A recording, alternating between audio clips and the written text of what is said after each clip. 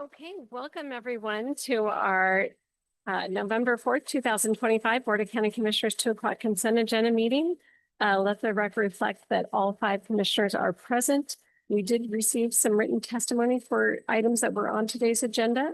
And I'm going to go ahead and then start with have everyone stand for the pledge.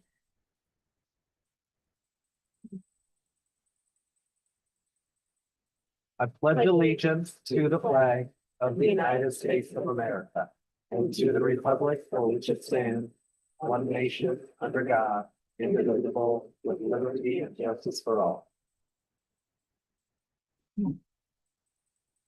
Okay, so that will then take us to our open public forum, and I'm going to go ahead and start with Becky Tickerham.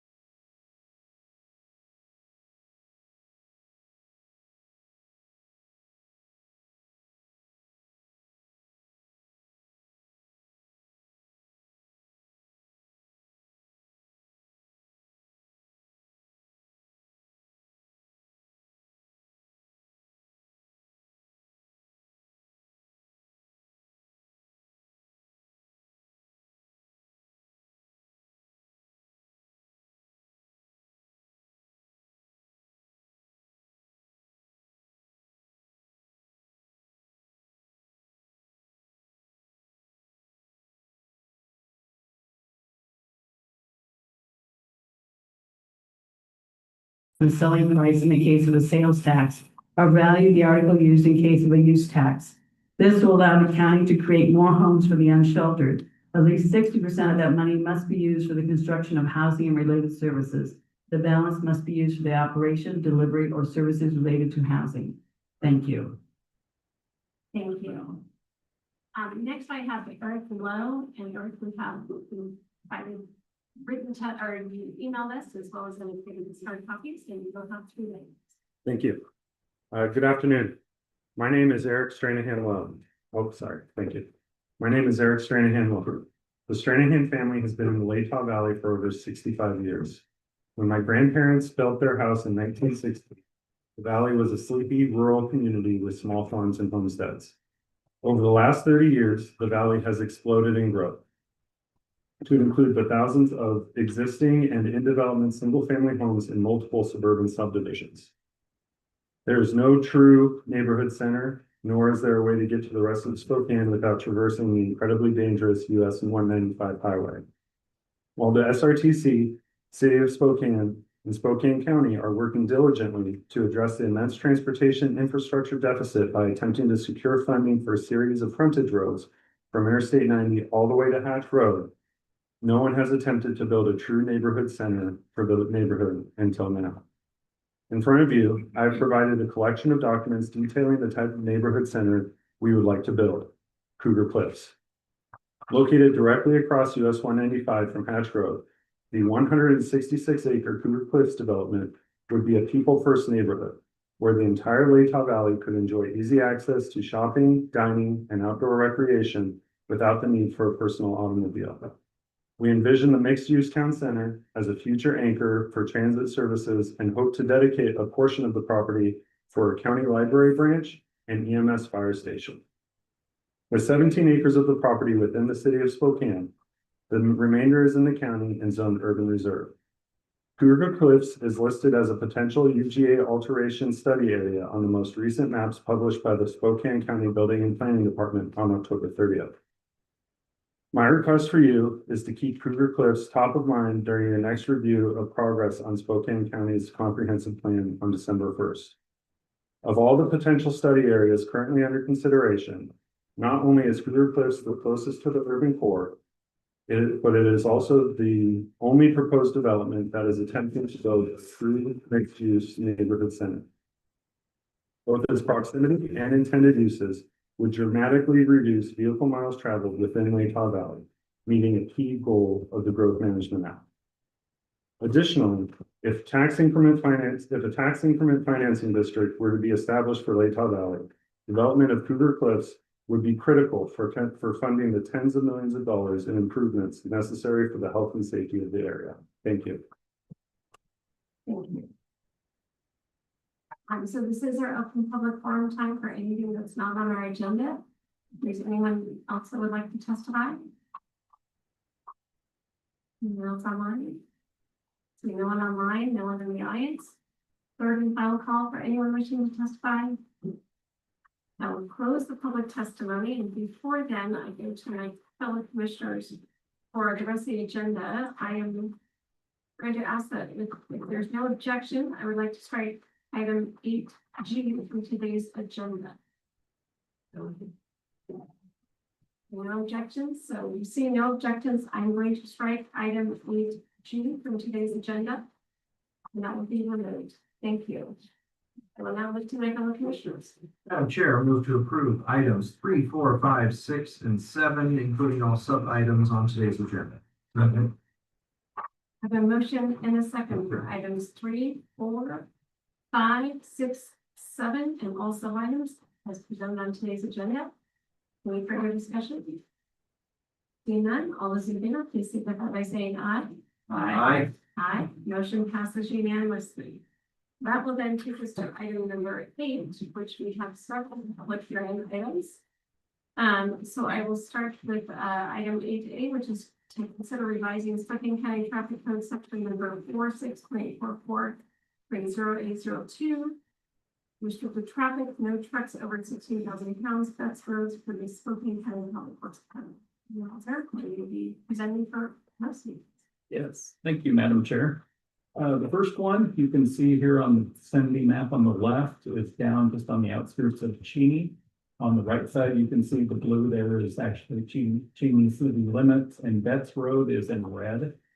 That road has always been a gravel road in Spokane County. We were seeing more and more traffic using that road. Decided to go ahead and put a light bituminous surface on it, a chip seal road. It had 2 shots and then a third shot. So not the most structurally sound road in terms of really heavy loads, but it's great for passenger cars. So what we're proposing is to limit heavy truck traffic. The heavy truck traffic does have other options. They can obviously go continue on Cheney Spokane Road and get into Cheney. The nearest road to the north is Jensen Road, which is a little ways, but gives an alternate route that's also available for the folks. So that would be our request, and our recommendation is to limit truck traffic on this road, and happy to answer any questions. Any questions for Mr. Harrison? Thank you. This is a public hearing item, so I do have 2 people that have signed up. So open the public testimony and ask Trevor Smith to come up, and you'll have 3 minutes. Hello, and thank you for this opportunity. I am an agricultural operator. I've lived in Cheney my entire life. Betts Road provides us a safe thoroughfare to move our farm equipment on the north end of town. It keeps us from having to cause any type of cluster coming down Main Street on 904. More often than not, we're limited to tractors. I can understand the heavy truck traffic and can see abiding by that. The alternative route to the north on Jensen Road, it provides a problem as far as trying to get across with our farm machinery, because we do not have the luxury of a traffic light. And just, I guess my main concern is liability to people like me. We try to seek out the safest, most benign route that we can to move our machinery, because we don't want to cause any issues. I mean, we have a hard enough reputation as it is backing up traffic. But from my personal standpoint, we've used it for 30 years to get from that side to the farmland that we use on the north. So, our tractors from a footprint standpoint, they actually pose less pressure per square inch than most passenger cars. And we would really like, if this goes through, we would really like to consider an exemption for farm machinery. And from another aspect, I know, our school district uses that road for, going back and forth from the bus garage for District 260 to the high school and junior high. I was farming the piece to the north of that primary field there just yesterday evening, and I counted no less than a dozen full-size school buses utilizing that roadway in the afternoon, and I'm assuming that many use it in the morning too. So those are my major concerns. I understand why they want to impose a 16,000-pound limit on it, but from my standpoint, it's going to create a real headache for myself and other agricultural operators in the area. Thank you. Thank you. Next I have Larry Wilcox.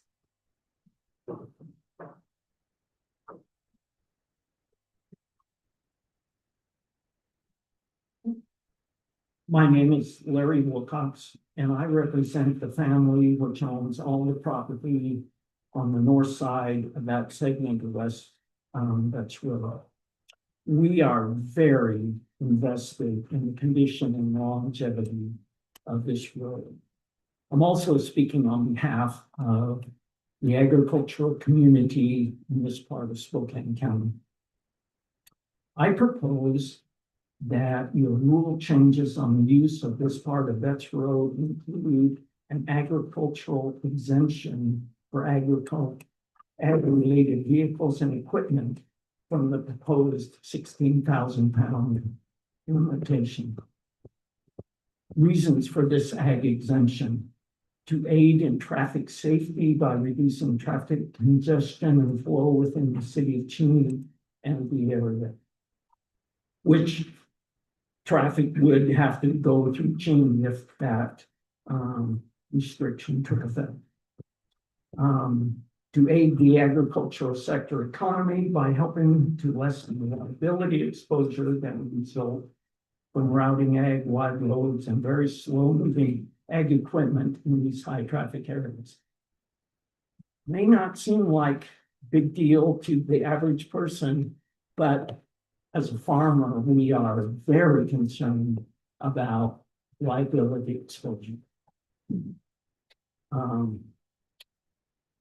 This ag exemption would be bound by the seasonal load and size restrictions the same as on the roads. You're not asking for a free reign to do whatever. I realize that tire footprint and load impacts have a complex engineering formula, but ag tractor tires, in simple terms, have substantially less ground pressure than even a passenger car. Tractor can be 10 to 20 PSI, while passenger car can be 30 PSI, just in that because of the dimension of the tire and the tire pressures. And it fits the rural character of the land surrounding this segment of Betts Road to create an ag exemption to accompany this change for the road. I further propose, in the interest of the longevity of Betts Road, that the speed limit be reduced to 25 miles per hour. I would also like to express my appreciation for the really good job the county engineers and road crew did in resurfacing Betts Road. It's held up very well. Another way to the 25 to have load and tire restrictions year around. If you didn't go to the just kind of blanket 16, would be to have comparable to the seasonal load restrictions, and those could be adjusted in summertime up some when the road is less flat. Thank you very much. Thank you very much. So, is it open public hearing? Thank you. Is there anyone else that would like to testify on item 8?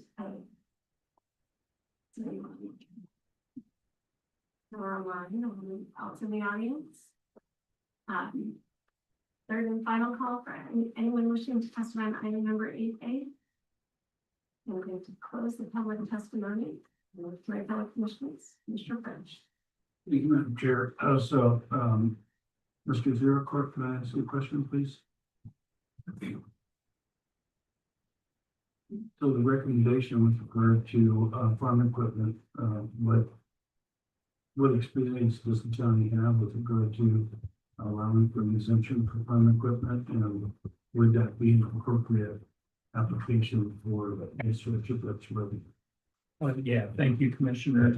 As you might imagine, we have a lot of farm roads and a lot of agriculture along our county roads, and we do a number of things. First, to Mr. Wilcox's point, and thank you both gentlemen for coming today and for testifying and giving us that information that is very helpful. The property to the north, anybody immediately adjacent to a road restriction is considered local access traffic, and they're exempt from that. So he'd still be able to, use his equipment on the road that he fronts on. That's typical. That's written right into it. Beyond that, yes, we issue trip permits all the time for special circumstances. And they even mentioned the seasonal weight restrictions are kind of a different situation, and they all have a place. It's kind of, we really try and work with people. It's just, we really have to protect the roads, and the board knows what an asset our roadways are and the expense of repairing them. So we're happy to visit with people and do something that makes sense for the community. And we do want to protect the agricultural community and their interests in this also. So more than happy to have the conversations. And we issue permits pretty commonly. It's not unusual at all. And to their point, oftentimes the ground pressure from tractors in particular is lower than we're on par with a passenger car, and don't threaten the roadways in the same way that tractors or other trucks, for example, might. So a lot of conversation we have there, and we're happy to have that. And, issuing permits is quite possibly a good option for that. Okay, and Cheney is known for having a lot of good quality ag land around it, and so we certainly want to be able to support and encourage the farming of those lands and stuff. So, so it sounds like there's a path forward to address the concerns that these gentlemen have raised. So, thank you, appreciate it, and encourage you to get a hold of Matt, and he'll take care of you and make you real happy. I'm comfortable with that. Yeah, I guess, Commissioner.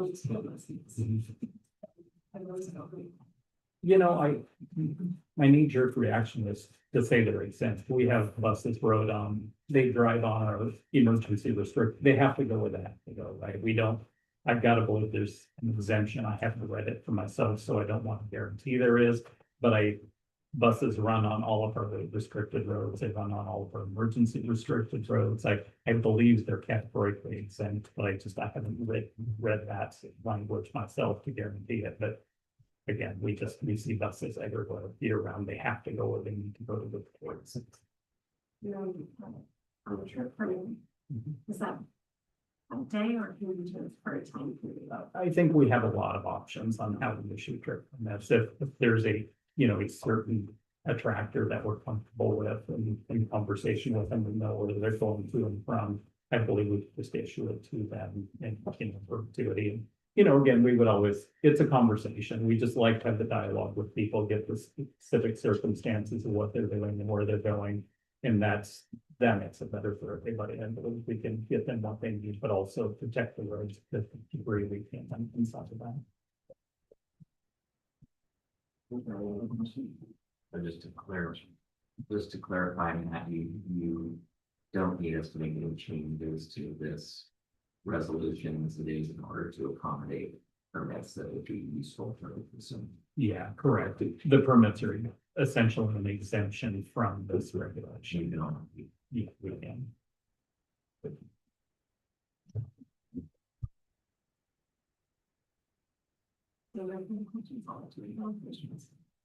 Madam Chair, I move to approve public hearing item number 8A in revising Spokane County Traffic Code, section number 46.44.0802, restricted traffic, no trucks over 16,000 pounds, Betts Road to Spokane County.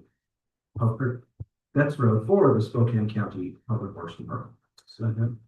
I have a motion and a second for item number 6A. Is there any further discussion? Seeing none, all is in favor, please signify by saying aye. Aye. Aye. Motion passes unanimously.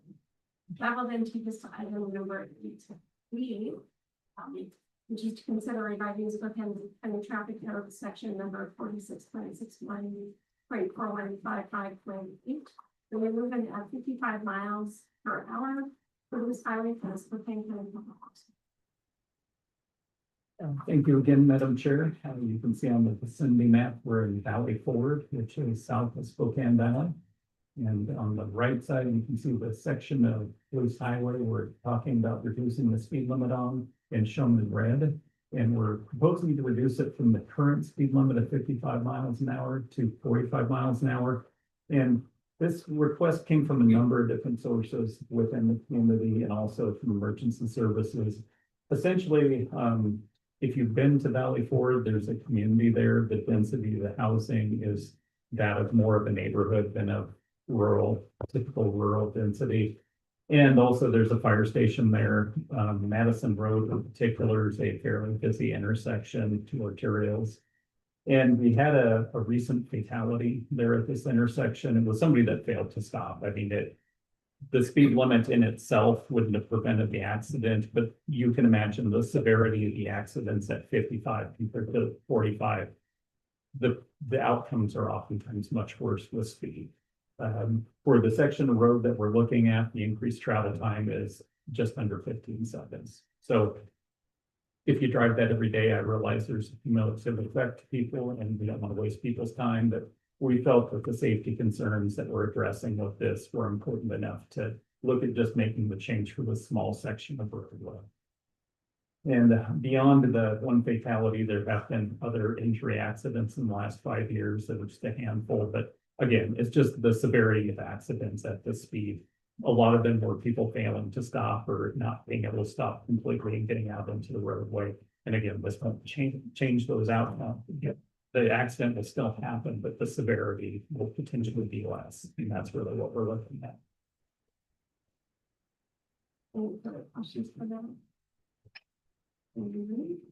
This is a open public hearing item, so I will open up the public hearing for item 8B. I don't have anyone signed up. No one online or in the audience. Second call for anyone wishing to testify on item number 8B. Seeing no one, third and final call. I will see no one online, no one in the audience. I will close the public testimony and look to my public features. Madam Chair, Madam Chair, move to approve public hearing item number 8B and revising Spokane County Traffic Code section number 46.61.4155.8. Remove and add 55 miles per hour for Bruce Highway for Spokane County Public Works Department. Second. And second, any further discussion? Seeing none, all those in favor, please signify by saying aye. Aye. Aye, motion passes unanimously. That will then take us to item 8C, which is to consider revising the Spokane County Traffic Code section number 46.61.4155.4 to add 35 miles per hour at Paper Road and Melvin Road for the Spokane County. Thank you again, Madam Chair. And on the vicinity map on the left, you can again see that we're on the West Plains here in the West Terrace neighborhood. On the right side are the roadways we're requesting to reduce speed limit on. Hayford is the north-south road along the left side, and Melville is the east-west road along the south side. And really, a couple of different things driving this request and recommendation. The first being the new park out here along Melville. You just having a park, obviously, we would like the speeds to be conducive to people potentially crossing the road and being adjacent to the road. Beyond that, you can see on the map here, it's urbanizing. There's a lot of new development happening. This request came from the manufacturer along the west side of Hayford Road, but we've had similar requests from the neighborhood. It's urbanizing to the point that 45 just doesn't feel appropriate anymore. These are not extremely long stretches of road. So 35 miles an hour isn't a huge increase in travel time for people, and we feel the safety benefits outweigh that. I'm happy to answer any questions. Any questions from you? Okay, this is an open public hearing item, so I will open the public testimony for item number 8C. Seeing no one in the audience, no one online. Second call. Third and final call for anyone wishing to testify on item number 8C.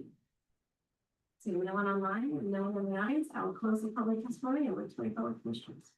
Madam Chair, I move to approve public hearing item number 8C, revising Spokane County Traffic Code section number 46.61.4155.4 at 35 miles per hour, Hayford Road and Melville Road for the Spokane County Public Works Department.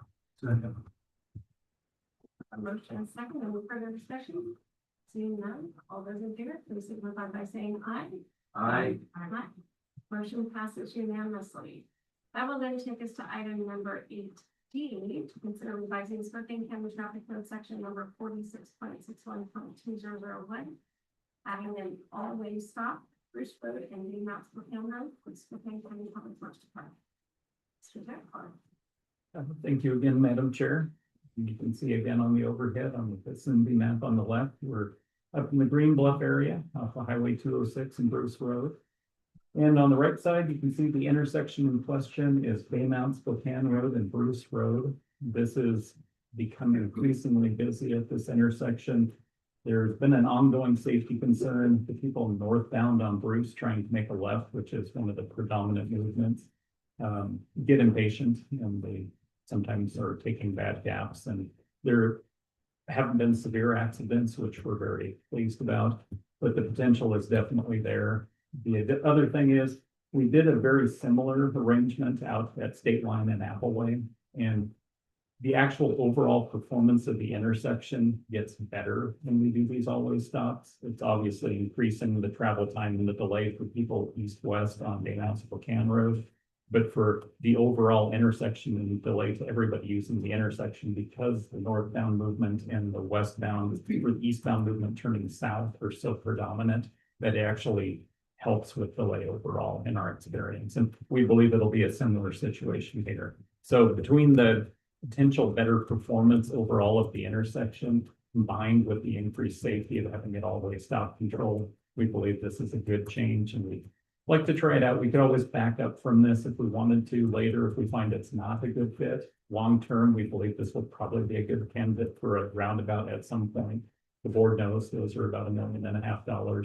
We use our safety money for them. We strategically do those based upon the biggest safety concern countywide. So I'm not sure when that will fit into this.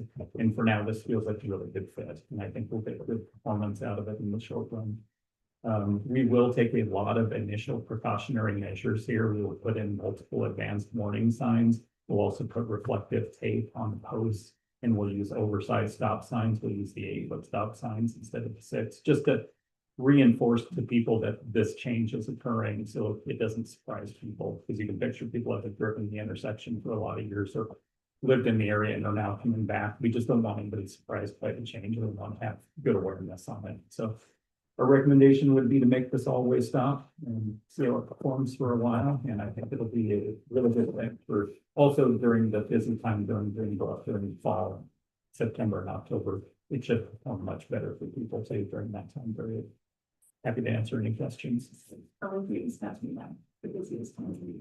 Yes, yes. Out of the woods on that for another year. Is there any questions? This is initiated by the fund. Correct. Yeah, there's been signs posted at this intersection encouraging them to call and express their displeasure by private parties. There's been a lot of phone calls over the years about this intersection and concerns about the safety. So we are addressing kind of a long-standing concern by the neighborhood. So that's part of the conversation today. Thank you. So this is a public hearing item, so open it up to public testimony on item 8B.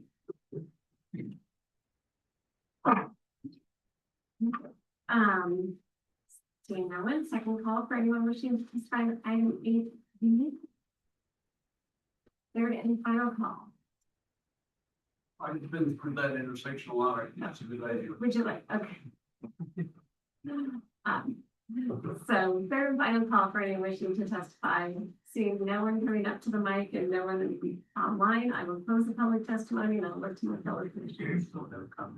Madam Chair, I just have one other question for Matt. I'm sorry. I'm familiar with the intersection. At what point would it be, I'm assuming you have to have more volume of vehicles to think about like a roundabout. But I was just wondering if you had considered that.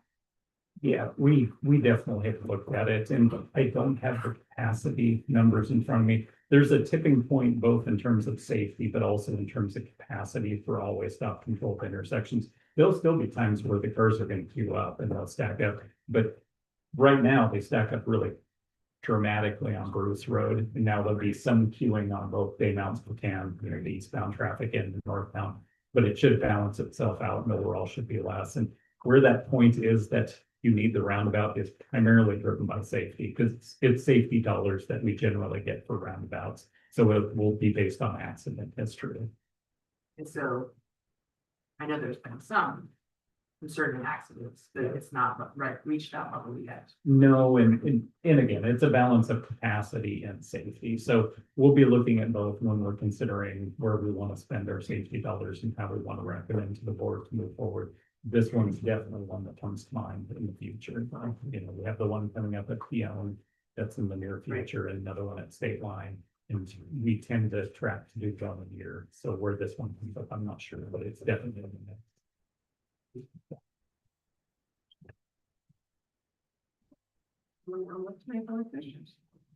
Madam Chair, I move to approve public hearing item number 8D and revising Spokane County Traffic Code section number 46.61.2001. Add all-way stop Bruce Road and D-Mount Spokane Road to the Spokane County Public Works Department. Second. I have a motion and a second. Any further discussion? Seeing none, all those in favor, please signify by saying aye. Aye. Aye, motion passes unanimously. That takes us to item 8B. I think the last one for Mr. Verifort. Consider granting a franchise to Level 3 Telecom of Washington LLC to construct, operate, and maintain the telecommunication system in, over, along, and under Spokane County roads, highways, and right-of-ways in Spokane County Public Works. Thank you again, Madam Chair. Appreciate the board's patience and indulgence and 5 public hearings today. This last one is pretty straightforward. It's for level 3 telecom. It's our standard franchise language. And it's essentially an offshoot of Ma Bell that split into Lumen and level 3 is my understanding. So obviously Ma Bell had countywide franchise availability. And this is just to cover this new subsidiary or offshoot of that other thing. So pretty standard franchise, standard language, and we recommend approval to the board and happy to answer any questions. Seeing none, then I will open up for public testimony. So anyone wishing to testify on item number 8E. Seeing no one, second call for anyone wishing to testify on item number 8E. Seeing no one online, no one in the audience, third and final call. I will seeing no one, I will close the public testimony with my fellow commissioners. Madam Chair, I move to approve public hearing item number 8E and granting a franchise to Level 3 Telecom of Washington LLC to construct, operate, and maintain telecommunications system in, over, along, and under Spokane County roads, highways, and right-of-ways for Spokane County Public Works Department. Second. Motion and second, any further discussion? Seeing none, all those in favor, please signify by saying aye. Aye. Aye, motion passes unanimously. That will then take us to item 8F, which Mr. Trustee. This is a Greensburg Development Agreement with REC Douglas for approval for development of a multi-family residential complex, CPA 16-04 for Spokane County. Madam Chair, thank you for putting this up for public hearing. As you can see from the chronology, this is a long time coming to bring this before you. It started in 2015 and 16, went through a series of appeals through the Growth Management Hearings Board. In 2023, we cured the CFP part of this before you. And then more recently, this was the last case before the hearings board that brought the county back into compliance and also moved the CPA forward. The development agreement is the contingent part of that, and what it generally does is it limits the amount of density that can happen until there's a second access to the project. And that is a 99 unit limit until there is a second access that would allow for the full development up to 300 units. So it is it's a limiting factor. That also takes into account traffic impacts and things that were of concern back in 2016. It's been reviewed. We recommend its approval. Happy to take questions. Just a couple quick questions. Can you just speak to, it's a busy street there on Waikiki. Can you speak to just kind of globally under the comp plan, under the zoning regulations, why it's a good candidate or decent candidate for such a development? I can in some ways, and in others, I can simply relay that our traffic planners have signed off on the impacts in the final amendment. Waikiki has been improved somewhat since this first came on before the previous board in 2015. And so there have been physical improvements to the road as well as except the traffic planners have signed off on the traffic impact analysis saying the road can handle the traffic, at least the 99 units of traffic. And are there any other factors that go into that, like access to transit or parks, et cetera? It was, there was no transit in the area at the time. There is transit in some proximity to this. It was claimed that it was not near commercial activities. Some of those commercial activities have changed in that time. The nearness criteria wasn't defined in 2015. We defined it in 2022 when this first came back from the remand. So many of those were in the original complaint that were cured over time to get it back into compliance. And then is it right that under the zoning, absent this agreement, it would be able to develop up to 300 roughly units? Absent the, What absent would the be development maximum? agreement, Yeah, yes. what would be the maximum under the zoning? Right, the MDR zoning would allow, if it was fully developed, would allow for the full 300 units. The development agreement limits that for safety purposes to 99 without a second access. And when we mentioned that this was kind of the last piece to get us into compliance with GMA. That's more of a calendar issue than anything else, but yes, it was. And the county feels confident that this development agreement helps us remain in compliance with GMA Yes, as it relates to this project. yes, I would agree with that. Thank you, Madam Chair. So this is one of those projects I've been involved in since the very beginning. It's been a long haul. And, but from what is being submitted now and what the planning commission, ruled on, you have a high degree of confidence that this will actually be built? Or is this still facing a significant amount of challenges? Well, we know of no other planning or legal challenges that are pending. As to whether it will be built, that is entirely up to Mr. Douglas and his perception of the market. What I can say toward that is, though, as we were preparing to argue this case before the hearings board, Mr. Douglas went ahead and did an additional traffic study, an additional soil study, and some of the things that normally would be called for only when pulling a building permit. So they went ahead and advanced some not insubstantial work that we were able to relay to the hearings board and say, we believe it's ready to go. If you use those as tea leaves, I would say it's positioned for imminent construction. Thank you, sir. On the issue of the number of ins and outs, can you just remind me, there was previous discussion about kind of that upper access road or emergency road to 5 Mile Road. That's not addressed here, but it No. could be in the future. That Help me with that, please. that's an Avista access road to Avista facilities up there. And that is at the moment prohibited to be used for day-to-day access. It would not be prohibited if there was an emergency, if someone needed to go in for an emergency access, but it would not be part of the permanent solution. Our roads and transportation folks suggested that an attachment to 5 Mile Road further west might be possible, but they didn't have the detail to put that in place. But the access road from Avista is not part of the future solution. So if there was to be a request to go beyond this limitation, a different access road on 5 Mile could be looked at that time. Yes, it could. It could.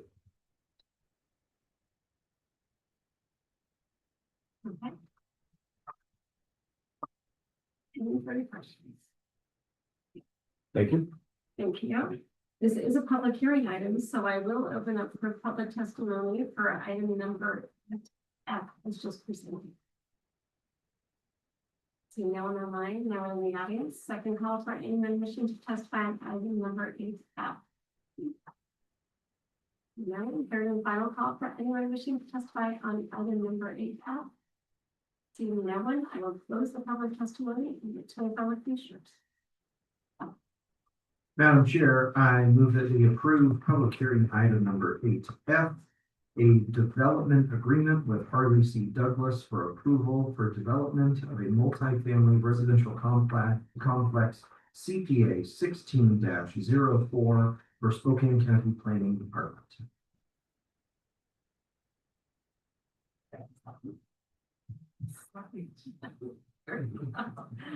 Everything's involved today. I love it. So we have a motion second. Is there any further discussion? Seeing no one, I will call for the vote. All those in favor, please signify by saying aye. Aye. Aye. Motion passes unanimously.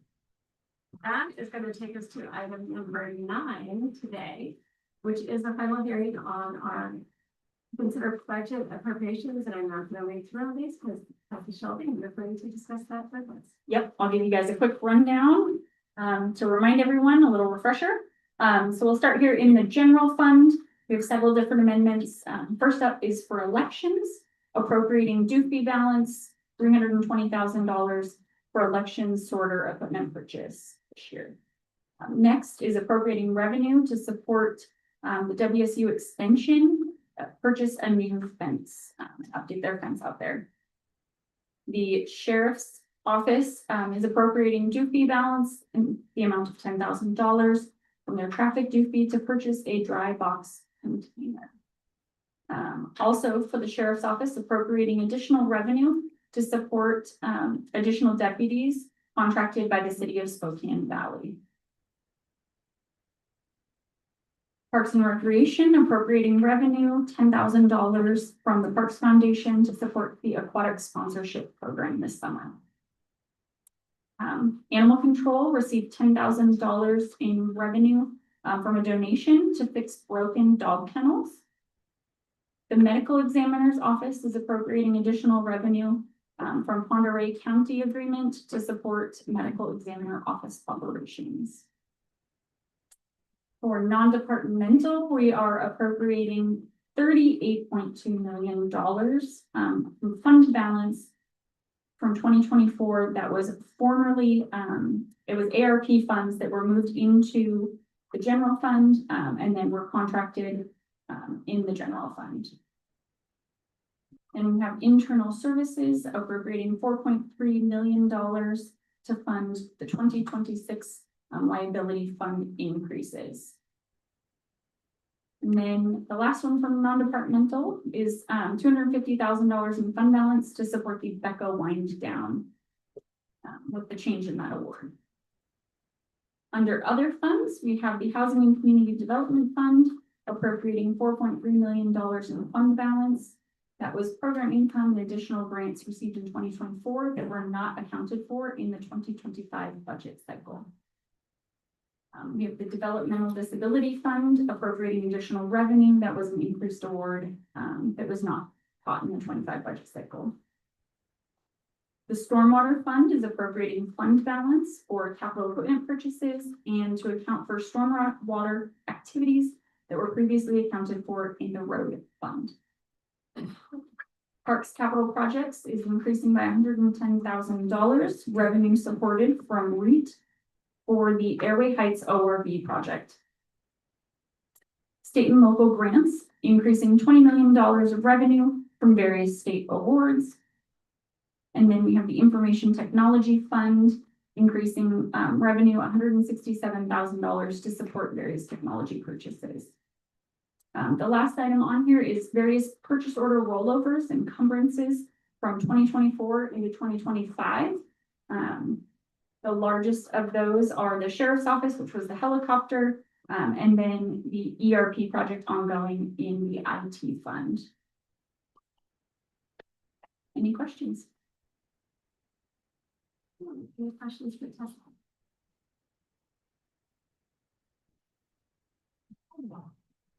No questions for Tessa. This is a final hearing item on our budget amendments. So if anyone would like to testify on any of these items. Okay. So no one in the audience, and all online, second call. Third and final call for anyone to testify on our final budget amendments for today. Seeing no one, I will close the public testimony. I look to my fellow commissioners. Madam Chair, I would like to move to approve final hearing item number 9A, sub A through Q, as presented on today's agenda. Second. I have a motion and a second. Is there any further discussion? Seeing none, all those in favor, please signify by saying aye. Aye. Aye. Motion passes unanimously. That is going to take us to item number 10 on our agenda, today. So Jeffrey Morris is going to come down and speak to our roundtable. This is a continuation of our public roundtables. This is the third and final one. We had one on October 14th at 5:30. We have one ahead of that. September 23rd. Thank you. September 23rd at our 2 o'clock. And so now this is our third and final one of our budget hearings. So I'll let you take it away.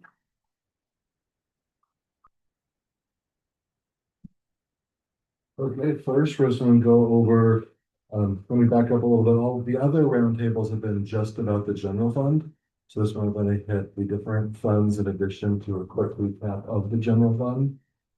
So y'all, you're very aware of the general fund, that's where the general money comes in and pays for all of the general government services.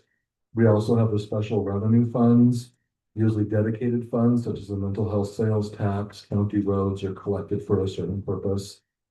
The capital project funds, capital improvements for parks, the county campus here, other capital projects financed by bonds. Anybody who's been following along, we're looking at a bond issuance in the next few weeks.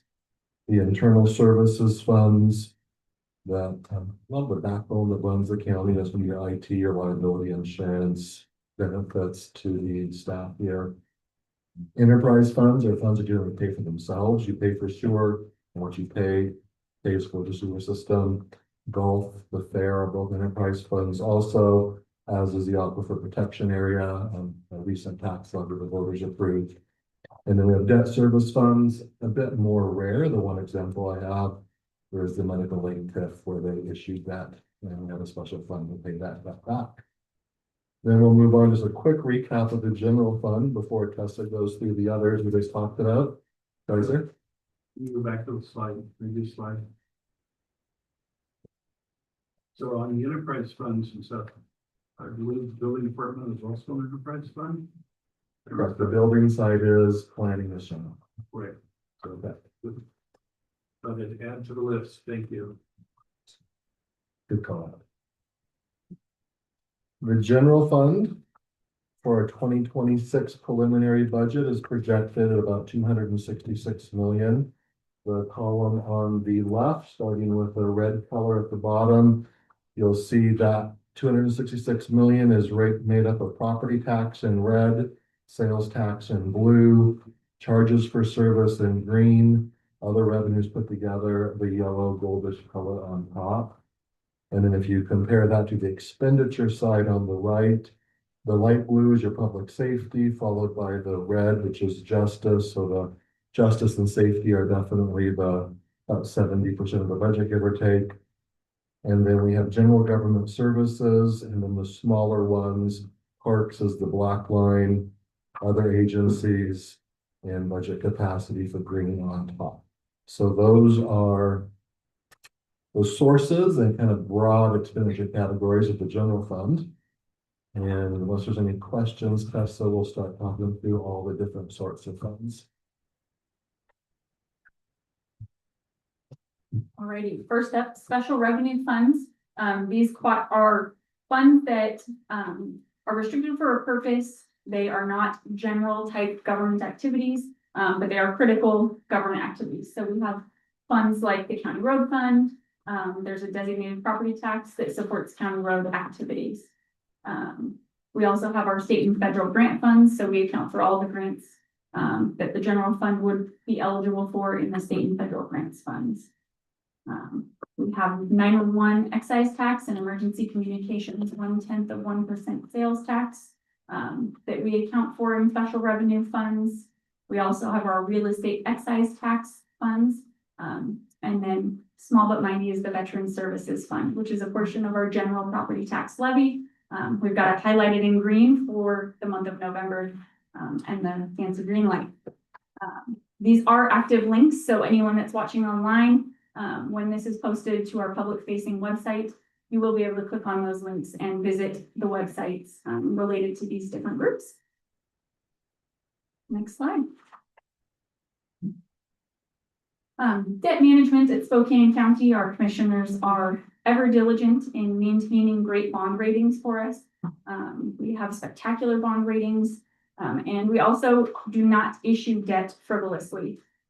We grappled heavily with issuing debt coming up this year, and it was I think a wise decision for the county. We are able to service our debt timely, and we have a substantial amount of our debt capacity available. So we only have currently $144 million in general obligation bonds outstanding, some guaranteed debt for the Public Facilities District, and then other kind of general debt But we have $1.2 billion with a B available in debt capacity that could be extended if necessary. Next slide. Our capital funds, the commissioners are still making decisions through the budgeting process related to our 6-year CIP. I'm hoping we can get through some of that next Monday. But we do know that we've decided to issue debt to fund campus infrastructure projects next year, and some golf course improvements. We've had discussions about funding law enforcement vehicles and technology updates for the assessor and treasurer's office. These are the types of projects that are often accounted for in capital funds. These are our enterprise funds. So Commissioner French, here we do see buildings listed. These funds operate like businesses. They are self-supporting funds. So charges, fees paid to support these different operations. The sewer fund is the largest. And then we have solid waste, the Fair and Expo, buildings, golf course, the stormwater utility, and the aquifer protection area. We do have comparative budgets here down on the bottom, 25 to 26 expenses. These funds often can have a lot of variety year over year. So the sewer may plan to do a large project in their 6-year plan, and that would account for the large increase that we see year to year. Next slide.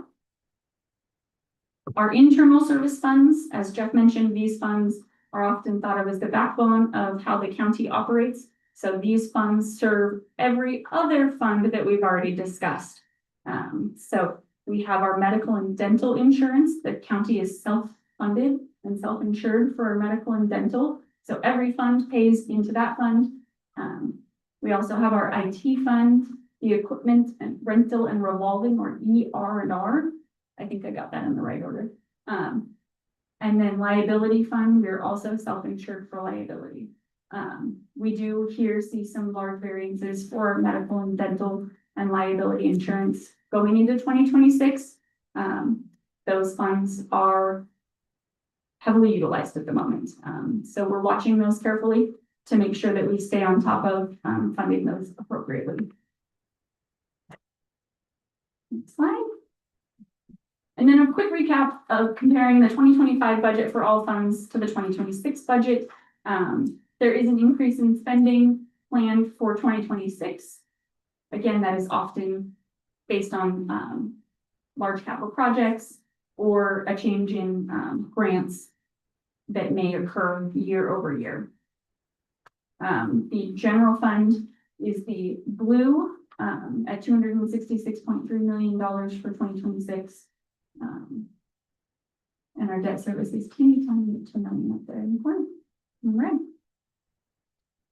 Any questions before I pass it to Jeff for some exciting levy information?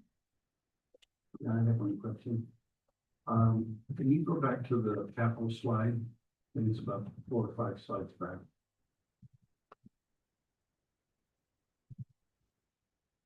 No? No. Yeah, there you go. Just for the benefit of the audience, when we talk about debt,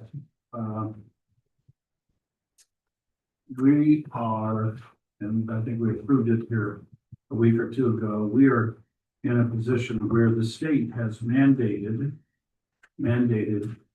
that we invest a little over $30 million into our buildings. And so that is an obligation that we're committed to make. The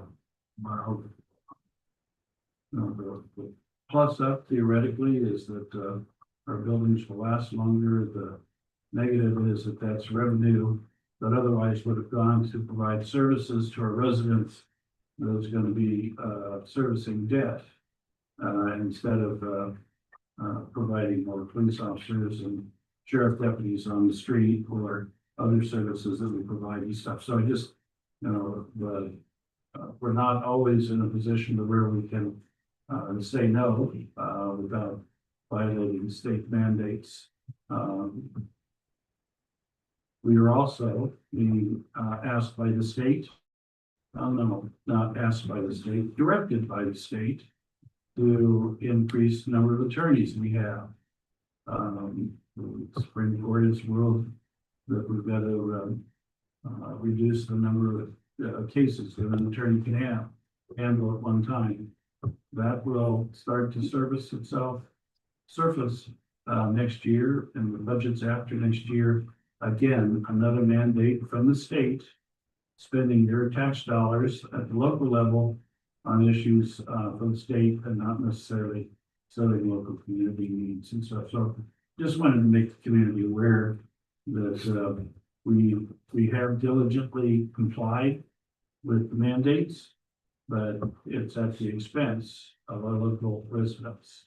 And it's not something that any of us cherish, but we have to comply with state law and state mandates. So just wanted to put that on the record. Thank you.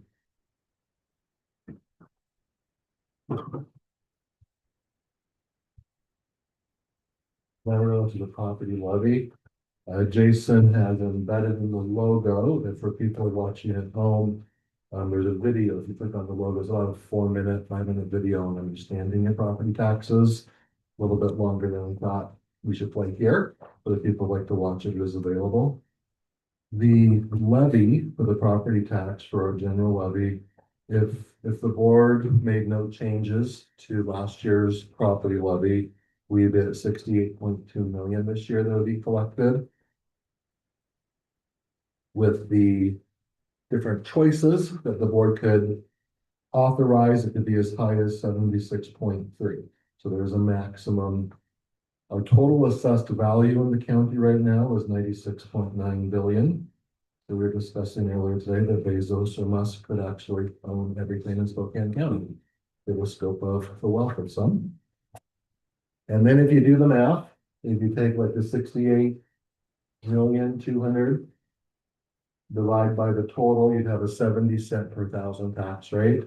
Do the same equation, but with the 76.3 million, that is how you calculate the cents per thousand of your home. So if we go to the next slide,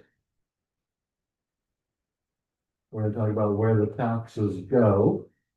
So although the county, or here we also have the city, whether you live unincorporated or incorporated, the bulk of the taxes collected and go to schools. The county will collect them and make sure they get to the schools where they belong, but we aren't keeping the funds. So you see in the gray, whether you're unincorporated or in the city of Spokane, about 60% of all your taxes go to schools. If you look at the blue section, that's what the county keeps. So you see the dark blue on both are set to 7%. So whether you live in the city or the county, about 7% will go to the county. However, if you live in the unincorporated areas, you also have the road levy and the conservation features little penny slice. And so about 16% of all of your tax would stay with the county between those three blue options. Where in the city, a larger part goes to the city. So unincorporated, you have a fire district, a libraries district, a cemetery district, and now kind of compared to the city takes care of all those things generally within the city. So definite similarities, but also some differences depending on what side of the boundary you live in, a city or out of the city. And of course, we pick a parcel in the city of Spokane, depending on what city you're in and what tax district and all the different overlays of jurisdictions will be slightly different.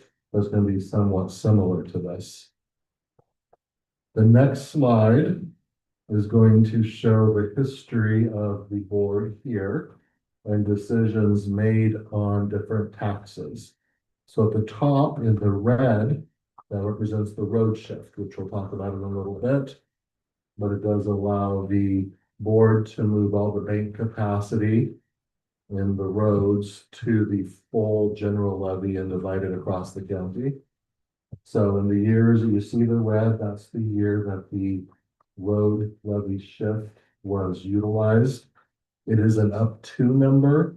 So like the 5 million even and the 4.5, you see that in 17 and 18, I believe those were years, it wasn't a full work taken, but a certain dollar amount. At the bottom, if it's a green box, that means the 1% was taken that year. The board can increase the levy up to 1%. For years where it's a gray, there was no increase. So in 2019, there were no increases of any sort. Same in 23 and 24. If you go all the way over to the left, you'll see this year, if there was a road levy shift, there'd be about $7.5 million in capacity there. If you're a little bit of yellow, is the 1%. If the board shows you the 1%, and then the little black line, the 0.4 is the bank capacity. So those are the options. Jim Havermill's in the audience here, and Chris, who works with him, have been a great help. Give these numbers to us, our friends in the assessor's office. So this just gives a bit of history of what the board has done when it comes to these different decisions. The next slide, we'll look at the general fund. Yeah, can you go back one? So if the board did do the road shift this year, what would happen to the capacity to do that next year? It seems like the capacity in years it was taken previously was fairly consistent. Wouldn't there be a fairly similar capacity next year?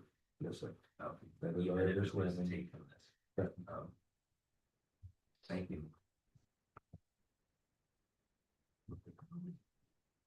The general fund levy rate, you'll see this is what Commissioner French was talking to the last time we presented. The gray bars represent the total value of the county assessed value. So as assessed values go up, the rate can go down, and you can still be collecting a similar amount of dollars. So additional revenue can be raised through higher rates or through just more economic development going on and growing the economy at large. So you'll see here, we are at 70 cents per thousand right now. And if we go to the next slide, we'll see how that impacts an individual home. So in the dark blue off on the right, we're using 425,000 as kind of a median type home in Spokane County.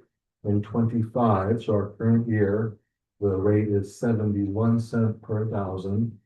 So if you live in a $425,000 home, you're paying about $25.11 monthly, just over $300 annually. And that brings the county to $67.1 million. Because we've had 1.4 billion in new assessed value that just came onto the rolls, you'll see under option number 1, if no rates were increased, the average tax payer in a home would actually pay about 18 cents a month less, about $2.19 over the course of a year. The county would still get the same $67.1 million because it's spread out over that additional $1.4 billion. If you did a 1% increase, but no road shift, option number 2 in red font, you'll see the impact to the individual taxpayer about 6 cents monthly, 75 cents annually. That's because you're starting from those negative numbers in black, which would bring in about 671,000. If we did the 1% increase plus the bank capacity in green, you'll see 21 cents monthly, about 250 annually. Would bring $1 million, just over $1,065,000. And then the road shift, if you remove it from the road levy to the general levy, then it's spread over more people.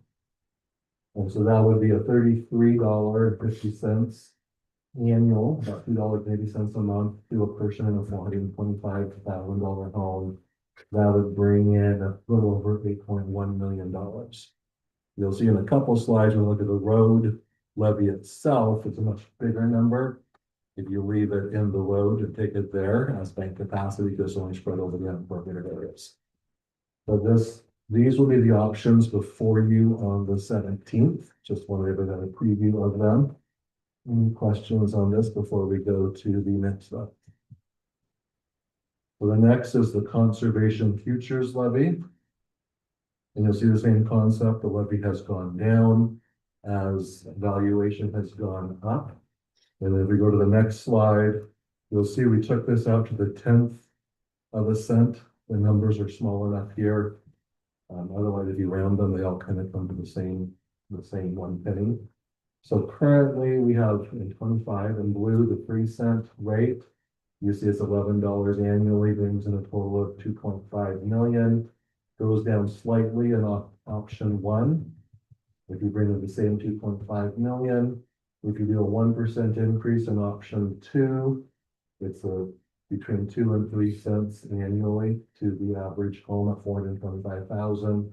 That brings in $25,000. If you took the bank capacity, it's 13.5 cents annually, bringing it up 49,000. Any questions on this one before we go to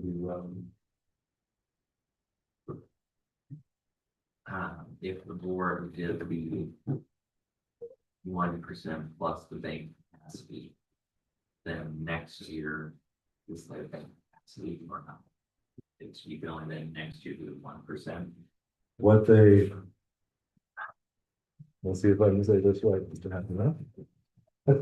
You would, if the total amount is 2.5 million, 1% more than that is going to be what, 2.525.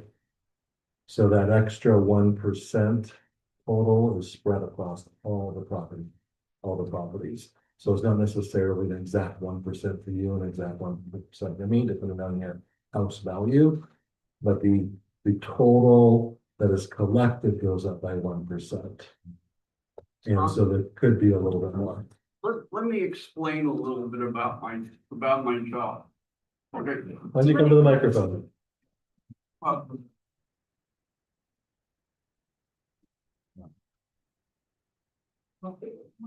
Okay. So when I'm setting levy rates, I'm looking at 4 different limits. I set 2 of them, you set 2 of them. I set the maximum capacity, which is the $1.80 that was listed. I figure out how much that is. You guys are nowhere near it. On all your things, you're about half. Okay. And then I set the highest lawful limit, which is where you get your bank capacity. It's the maximum amount you can levy. You guys give me an ordinance, a resolution of how much you want to increase from the previous year's levy. You're not restricted to 1%. When you go 0% or 1%, you can ask for 5%. You can ask for 10%. And then it's a certified levy request. And what I do is I take a look at those 4 different numbers that come to me, and then I'm required to take the lowest of the 4. So if you want your maximum dollars, what you want to do is give me your 2 numbers need to be higher than than the highest lawful limit, which is where the bank capacity comes in. And the highest lawful is 1% higher than the previous year, plus new construction, and then other calculations that come into play. Like you're looking at the TIF. You're wondering about the TIF law. Yeah, I was looking at the TIF law, and if you got that changed, that could bring in like another $1.5 million a year if you were able to get that in. So I did some looking into that. But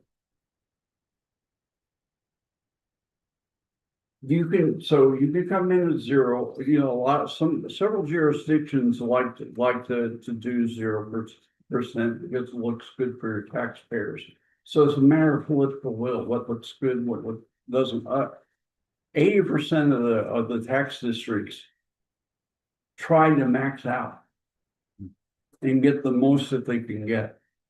If you want to do that, then you need to give me an ordinance that goes beyond 1%. that's more like 2 or 3%. And gives and pushes your request beyond what my highest lawful is that I calculated for you. If you want to look good for your taxpayers, then you're looking more at your option 1, option 2 type of scenario. So it's a matter of what your political will is. That's the type of decision that you're looking at right now. Is what's more important to you? Trying to get as much money as you can so that you can operate all your services? Or what's more important to you? What's how are you impacting your taxpayers? So that's the choice that you're looking at. But that's the decision making. Question. So thank you for that. And I'm specifically wondering if the board did option 3 under this, how does that impact bank capacity for the next year? Bank capacity is a look each year at how close you came to your highest lawful limit. A lot of tax districts, they'll do a 1% increase because they think the 1% levy or calculation is my calculation. It's not your calculation, it's mine. It's something that I do. Like I said, you can ask for 5% in your ordinance. You can ask for 10%. I have districts that routinely ask for 20% every year. When you look at the levy manual, it talks about the ordinance. The next thing that comes up in the levy manual is the maximum statutory rate. There is no cap on how much you can ask for in the percentage on your ordinance. Just the maximum statutory rate. The 1%, that's for my calculation on determining your highest lawful levy. So, when it comes to doing that 1% calculation plus the new construction, those type of calculations, what determines bank capacity is a yearly calculation and where you come in with your certified levy request and your ordinance that you're looking to vote on. So if you come in lower than the highest lawful, then you have bank capacity. If you come in higher, then I use the highest lawful to determine how much you get to collect in taxes. It's just that's so simple. Does that make sense? So, and then it's just a question of what's more important to you, trying to collect as much as you can or trying to do your taxpayers a favor on our tax bill.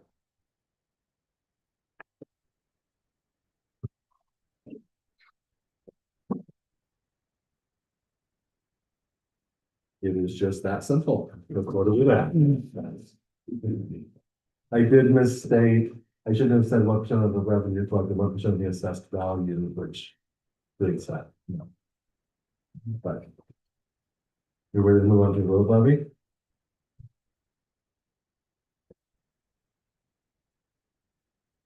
So the road levy again, you see how the rate goes down per thousand as estimated value goes up. Reminder, this one is only on parcels in the unincorporated area. That's why it brings in significantly less than the general levy. If you look at the next slide, you'll see the same format again. 2025 actuals. Option 1, it actually goes down $5.29 annually. And you still collect the 30.3 million because values in the unincorporated area have gone up that much. They've actually gone up enough that in option 2, if you do 1% with no bank capacity, your homeowner at a $425,000 house would still go down about $1.58 annually, but the county would bring in $303,000 more.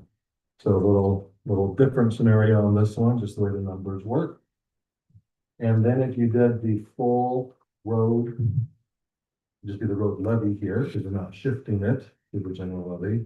If you did that whole $7.5 million of bank capacity in this fund, so it's only on unincorporated areas, not on those in cities, you'll see it be just shy of $90 to the homeowner.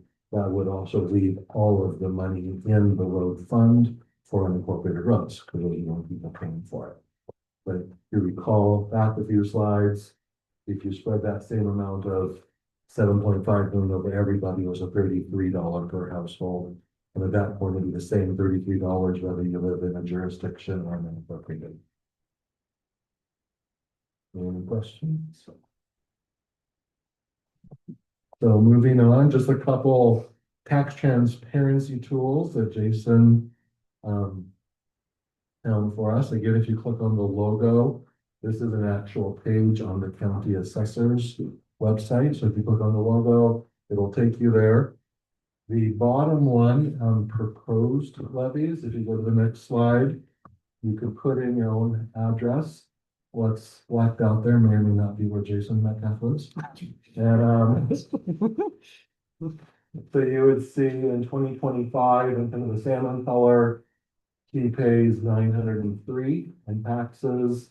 If the current park school levy were to pass tonight, they would go up to the 1123 on his particular parcel. So this is a nice tool for anybody making a decision on voting. They can see how it impacts them, how it impacts their friends, how it impacts that big beautiful house down the road here that.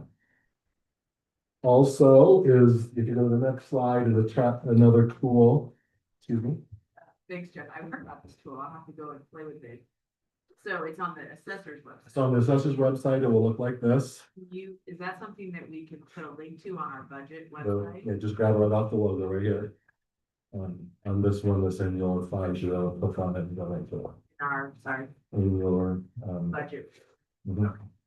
But is it something that we could advertise out Very well. for folks to, so if you could just send us a link to it. Okay. That'd be helpful. And then, so do you only, does the assessor put up there any things that are on the ballot? So you can That's kind our of- understanding. Okay, Once they make the ballot, they do the analysis. It wouldn't be up there during a conversation about a possible. right.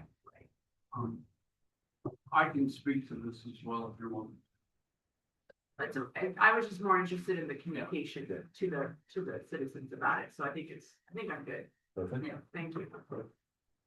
And then the next slide, if you pull up your own address again, it'll show you for your parcel, you see the legend on the side, how much of your taxes go to the county, to the city, to the library, to schools. You can just see for your own home. So there's a couple tools that Jason found that we thought might be interesting to people. We had fun playing for themselves. And then the last slide, there is a error on the last slide, our fault. We just noticed it today. The November 17th meeting is actually at 2 p.m. Because there's not a Tuesday meeting that week, there will be a 2 p.m. on Monday. And I am told we'll be doing the tax levy decisions and this presentation again at that point. And then just the last 3 slides. Well, I guess how we decided to do 2 p.m. then. Just I believe you just approved it to be at your 2 p.m. on your consent agenda today. To set the public hearing. Okay, Commissioner, which one were you asking for specifically on the 17th? The November 17th. Yeah, 17th is already scheduled. It's the 10th that we talked about today.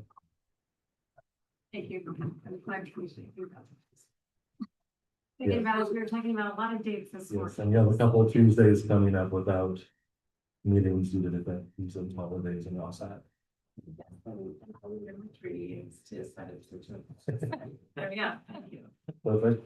So we will get that corrected and we'll also get on the website, Councilman Waldrick, as you requested. Yeah, I think. It was there at some place. I'm not sure what happened.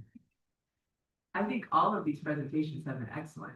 So I would just, if they're not up to make sure all the 3 PowerPoints for the 3 budget hearings could be on the website. I think folks would really, you guys do a very nice job. So I just want to make sure we can direct folks to look at those. And so thank you to Jason, he's our. Good job, Jason. And then on December 1st will be the adoption of his schedule at 9 a.m. on that one. Any other questions? Commissioner French. I don't necessarily have a question, as you, as always, have done a incredible job. And so thank you for the work that you do. The one thing that's curious about taxes, especially property taxes, and I just want to put this out there. You know, when you look at how a community grows, you need to make sure that you've got a good balance between commercial, industrial, and residential. And there's a very specific economic reason for that. For every dollar that we collect in taxes, it costs us $1.35 to provide services to residential property. This residential property not only runs streets and fire, they run parks and schools and libraries, and all of those things cost money. But for the business community, for every dollar we collect, it only costs us 65 cents to provide services because they're only interested in streets and sewer and water and police. And so if you don't have a good balance between your commercial and industrial and residential, you're going to overtax your residences and create a burden. So as we look at how do we grow a community, we want to make sure that we've got good industries. We've got industries throughout the county that are in the unincorporated area, and as well as good residential neighborhoods and stuff. So it's a balancing act to make sure that we can meet all of those needs and provide the services that our citizens want at the lowest possible cost from a tax standpoint. So I just wanted to share that dynamic with you so you understood some of the linkages between taxes and how we grow a community. Thank you. No other questions, we're done. Okay, thank you. So this is a public hearing item. It's a continuation of our public hearing from October 14th, when we continued the public roundtable on the budget. So if anyone would like to discuss the budget, you're welcome to do so at this time. So no one in the audience, no one online. Second call. Third and final call for anyone wishing to testify on the budget. So no one online or no one in the audience. I am now going to close the public comment for our budget, and we will be making a decision on December 1st on the budget. So with that, Mr. Simmons or Mr. Paulson, is there anything else for today? I have nothing further, sure. We had one item earlier during the public hearing on 8D. So we had someone online, Ashley Weimer and Kevin Bradford Parrish, attempt to make a comment online. Madam Chair asked if there were any online comments. Mr. Valencia said that there was not, but then we received an email that they wished to make a public comment. We received an email, so I just wanted to document that issue and then include that email from Ashley Weimer and Kevin Bradford Parrish in the record. Okay, and we will figure that out so that somehow they bring equal space. So, thank you for that. I'm glad they were able to get the information. So with that, then I will close the meeting for today, and we'll see everybody back next week.